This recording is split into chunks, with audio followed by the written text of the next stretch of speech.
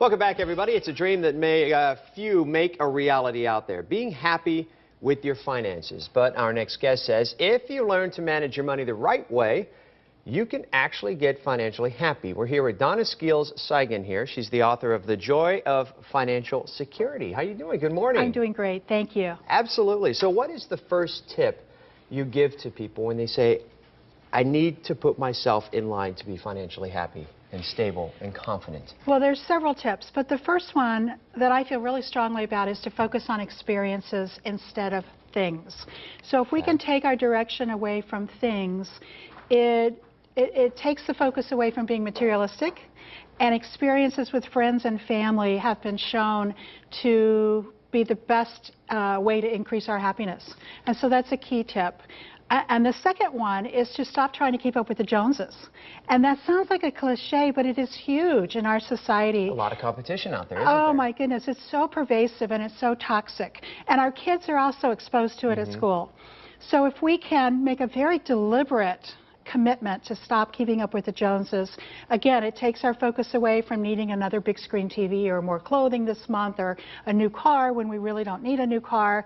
And it allows us to save that money, to invest that money, to work towards financial security. It also has this benefit where you can then discuss it with your kids and grandkids, and you can say, we are living within our means, we are not keeping up with the Joneses, and we're saving for your college, we're saving for retirement. And so you end up being this wonderful role model for the kids and grandkids. So it has several different layers of benefits. When people ask you, how long does it take?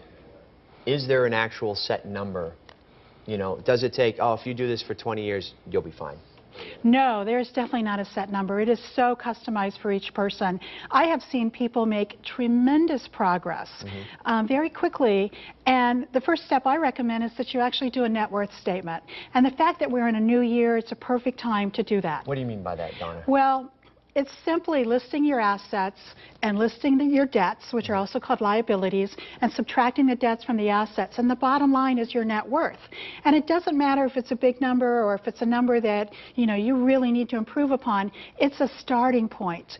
And then if you follow the steps of saving and starting to invest and not keeping up with the Joneses, then I recommend that you update that net worth statement every year, and you'll see tremendous progress. So it doesn't take 10 years, 20 years. You can see progress very quickly.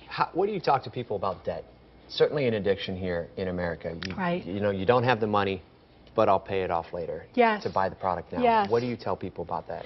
Well, having credit card debt that carries from month to month is deadly for a retirement plan, to be quite honest.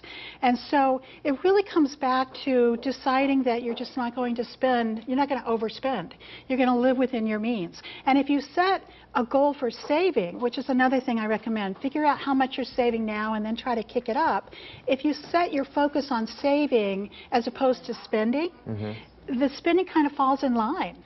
And you'll find you're spending less, you're being less materialistic, you're focusing on things that truly make us happy, such as friends and family, gratitude, nurturing our creativity, all of those things that make our lives rich, and taking the power away from the money. So money is important in our society. It definitely is, but it shouldn't be placed on a pedestal. It's not an end-all. And Donna, you have a couple events coming up. Yes. That you can help people out. Yes. And it looks like the first one is today at 11 o'clock. Yes. At Bard Bookstore in downtown Phoenix. Yes. And I just learned that they've changed their name to the Bookshop. Oh, and so they're now, this was just in the last few weeks, they are now at 16th and Bethany. They've also moved right next to Lucy's. Okay. And then tomorrow, I'm very excited, I am at Changing Hands in Tempe at 3 o'clock.